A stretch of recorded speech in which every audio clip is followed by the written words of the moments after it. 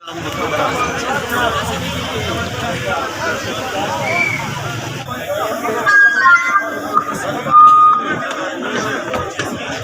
دې سلیکټډ حکومت د دې سلیکټډ وزیر اعظم د لاسه د ده د غلطو پالیسیانو د وجې دا کوم مبارکباد درته پېښ کوم.